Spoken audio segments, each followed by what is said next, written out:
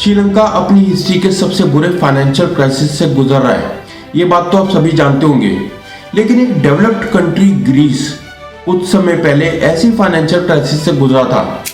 दरअसल हाल ही में प्रधानमंत्री नरेंद्र मोदी की कुछ सीनियर ब्यूरोक्रेट्स के साथ मीटिंग हुई, जिसमें उन ब्यूरोक्रेट्स ने प्रधानमंत्री को अपने ही देश में कुछ स्टेट्स की बिगड़ती हुई फाइनेंशियल कंडीशन के बारे में बताया। इस मीटिंग में 4 स्टेट्स का नाम सामने आया: पंजाब, उत्तर प्रदेश, आंध्र प्रदेश और वेस्ट बंगाल। ये states social welfare schemes, subsidies और फ्रीबीज पर फोकस्ड हैं। ये स्टेट इलेक्शंस के समय पॉपुलिस्ट स्कीम्स और फ्रीबीज को अनाउंस करती हैं, जिनकी वजह से आने वाले समय में इनकी हालत श्रीलंका और ग्रीस जैसी हो सकती है। पिछले 10 सालों में श्रीलंका अपने आप पर एफडीआई को अटैक नहीं कर पाया, एक्सपोर्ट्स को भी डाइवर्सिफाई नहीं कर सका। एक्सपोर्ट होने वाले प्रोडक्ट्स बहुत कम थे। ग्रोथ के सिर्फ 2 सोर्सेज थे: इंटरनेशनल सॉवरेन बॉन्ड्स और एक्सपेंसिव शॉर्ट टर्म बोरोइंग्स। अब इन बोरोइंग्स को किसी रेवेन्यू जनरेटिंग प्रोडक्ट्स में इन्वेस्ट करने के बजाय श्रीलंका ने एक वेलफेयर स्टेट बनने का फैसला किया। अब एक तरफ तो श्रीलंका के लोग थे जिन्हें इन वेलफेयर स्कीम्स की आदत पड़ गई थी, और दूसरी तरफ वहाँ की सरकार जो किसी भी तरह के रेवेन्यू सोर्स को जनरेट करने में नाकामयाब रही। अब इससे हुआ ये कि अप्रैल 2021 तक श्रीलंका का जो एक्सटर्नल डेट है वो $35 बिलियन तक पहुंच गया था। दरअसल इसकी शुरुआत तो 2 साल पहले हो गई थी, जब 2019 में श्रीलंका के राष्ट्रपति गोताबाया राजापक्सा ने 2 पॉलिसीज अनाउंस करी। सबसे पहले कि वहाँ के टैक्स रेट्स को बहुत ज़्यादा कम कर दिया गया, इससे रेवेन्यूज में बहुत ज़्यादा कमी आई, और दूसरा कि पूरे देश को रातों रात ऑर्गेनिक फार्मिंग की तरफ स्विच कर दिया गया। लेकिन ये कदम भी सफल नहीं हो पाया। इसके बाद फूड प्राइसेस में बहुत ज़्यादा बढ़ोतरी देखी गई। उसके बाद कोविड-19 आया, जिससे श्रीलंका की इकोनॉमी पूरी तरह से बर्बाद हो गई। डेट टू जीडीपी रेशो 110% तक पहुंच गया। ये रेशो ये दिखाता है कि कोई भी देश अपने ऊपर का कर्ज कब और कैसे चुका पाएगी और इसमें कितना ज़्यादा रिस्क है। जितना ज़्यादा ये रेशो होगा उतना ही मुश्किल उस देश के लिए होगा कि वो अपने ऊपर चढ़ा कर्ज चुका पाए। कहा जाता है कि अगर किसी भी देश का डेट जीडीपी रेशो 60% से ऊपर है तो वो अनहेल्दी होता है। श्रीलंका के साथ भी कुछ ऐसा ही हुआ। वो अपने ऊपर चढ़ा हुआ कर्ज नहीं चुका पाया। 2015 में ग्रीस भी अपना एक्सटर्नल डेट नहीं चुका पाया। इसका कारण था टैक्स इवेजन, जिसकी वजह से वहाँ की सरकार के पास टैक्स रेवेन्यूज की कमी हो गई। ऐसा पहली बार हुआ था जब कोई डेवलप्ड कंट्री अपना कर्जा ना चुका पाई हो। श्रीलंका और ग्रीस के जैसे ही आज भारत में कई स्टेट्स की हालत है। इसका कारण है असेंबली इलेक्शंस के दौरान अनाउंस किए गए पॉपुलर स्कीम्स या फ्रीबीज। अगर हम एक्सपर्ट्स की माने तो ये सब इकोनॉमिकली अनसस्टेनेबल होते हैं। कोविड पैंडेमिक के बाद इन स्टेट्स के डेट लेवल्स बढ़ते गए, लेकिन इकोनॉमिक स्लोडाउन 2 साल पहले 2018-19 में ही शुरू हो गया था, जब इन स्टेट्स के टैक्स रेवेन्यूज कम होने लगे और इन्हें अपनी स्पेंडिंग्स को फाइनेंस करने के लिए बोरिंग्स को इंक्रीज करना पड़ा। इन स्टेट्स का डेट टू जीएसडीपी रेशो लगातार बढ़ता जा रहा है।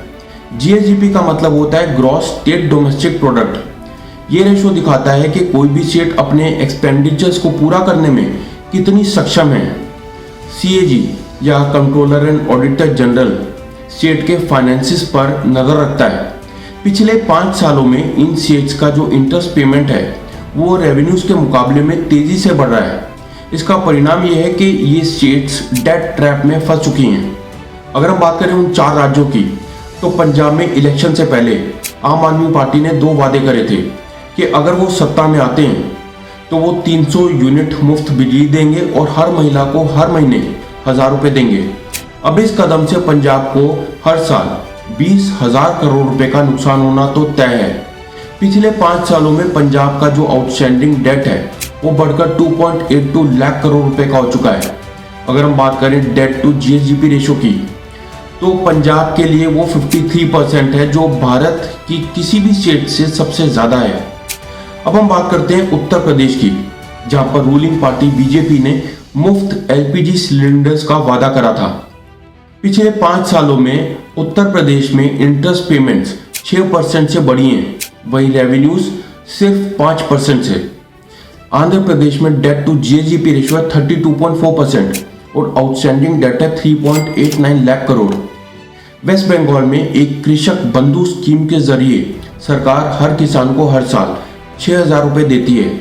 अब इस स्कीम की वजह से वहां पर डेट टू जीएसडीपी रेशियो है 38.8%। इन 4 राज्यों के अलावा राजस्थान का डेट टू जीएसडीपी रेशियो है 39.8%। जम्मू कश्मीर, मध्य प्रदेश, हिमाचल प्रदेश और छत्तीसगढ़, इन 4 राज्यों में भी फिस्कल डेफिसिट बहुत ज़्यादा है। यहाँ पर मैं बात करना चाहूँगा दिल्ली की, जहाँ पर आम आदमी पार्टी की सरकार पर ये आरोप लगते रहते हैं कि वो लोगों को मुफ्त में बिजली पानी बांटकर अपना वोट बैंक मजबूत करने में लगी रहती है। तो यहाँ का जो डेट टू जीएसडीपी रेशियो है वो 5.18% है, जो 2011-12 में 8.6% हुआ करता था। ये बहुत कम है और इसका तो यही मतलब है कि दिल्ली सरकार फिलहाल ये फ्रीबीज बांटना अफोर्ड कर सकती है। एक रिसर्च के अनुसार जिन स्टेट्स में फ्रीबीज दिए जाते हैं वहाँ पर स्किल डेवलपमेंट कम हो जाता है और लोग काम करना छोड़ देते हैं।